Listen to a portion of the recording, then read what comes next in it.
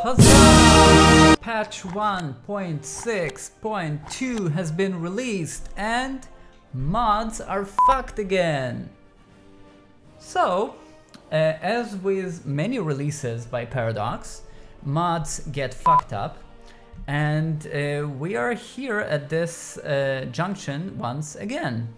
And to be honest, I'm starting to wonder if we really have to be at this point time and time again, and if it's not really possible to avoid it.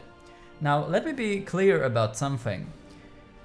The reason that I'm making this video and the reason that I care is, first of all, is because I'm a modder. Second of all, is because this is Paradox we're talking about. If it was a company that doesn't care about modding, that releases games that mods are not a big deal for them, then I would say fuck it, right? I mean, okay, no big deal. Yes, the mods stop working. It's part of the deal, right? But with Paradox, we have a completely different story. For all you newcomers who are not familiar with Paradox's history, let me bring you up to speed a little bit. So when Paradox were releasing their early games, I'm talking about Europa Universalis 2, 3, Victoria 2, they had a tendency to release really broken games. Now, when I mean broken, I mean in terms of stability and in terms of content. And modders were a big part of taking these half-finished products and turning them into something much more appealing, much more stable, and much more interesting to play for players. Another thing that they did is that they made these products much more appealing to newcomers who were not part of the community, who wouldn't necessarily know that for Paradox games, it takes a while before a game becomes a full product, and patches improve and patches stabilize the game, and that made these games sell because of these mods. Because people were starting the game, they were like, okay, there's a problem, there's that. They were asking the community, and they've been told, okay, you can install this, this, and that mod, and the game will be much better.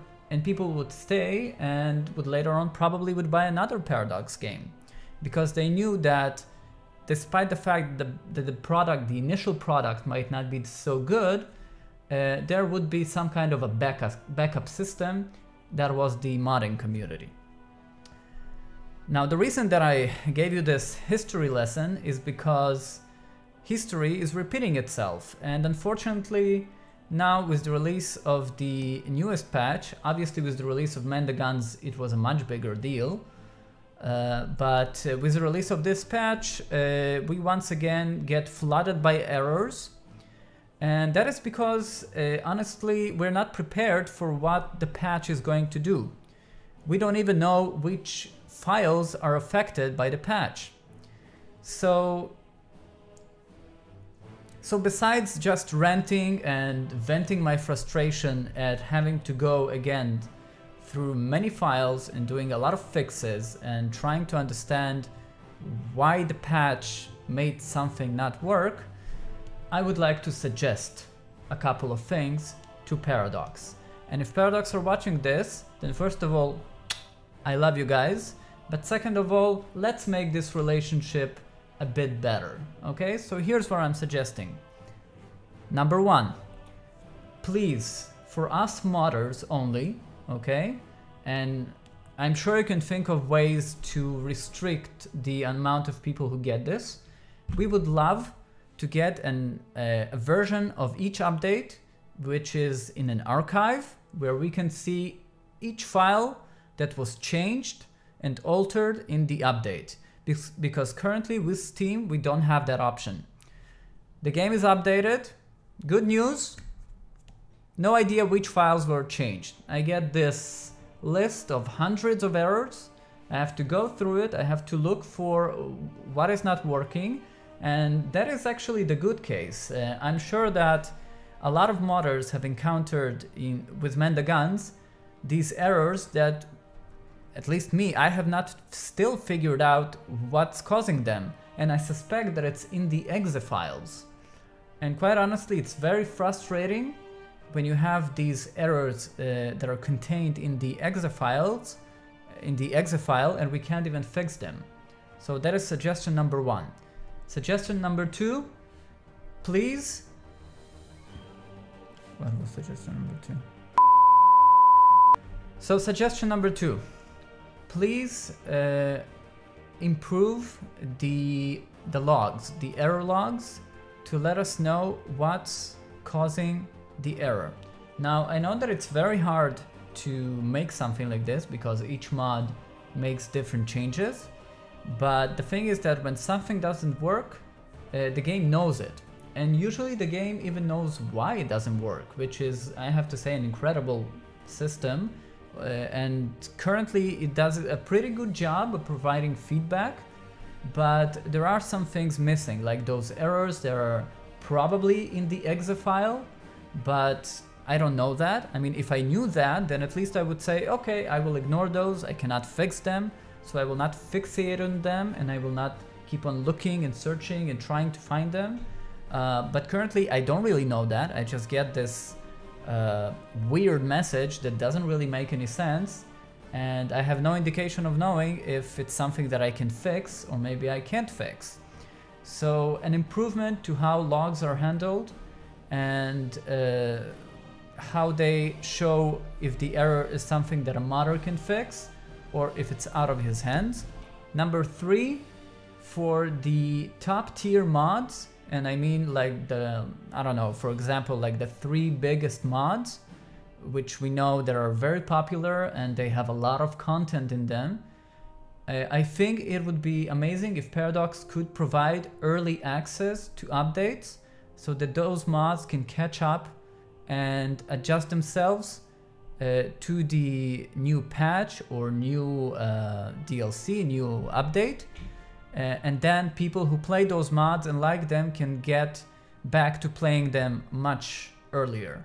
Now, I don't know if this will require an NDA from Paradox, but I think that people who are really committed to mods are also people who are really committed to Paradox and their games.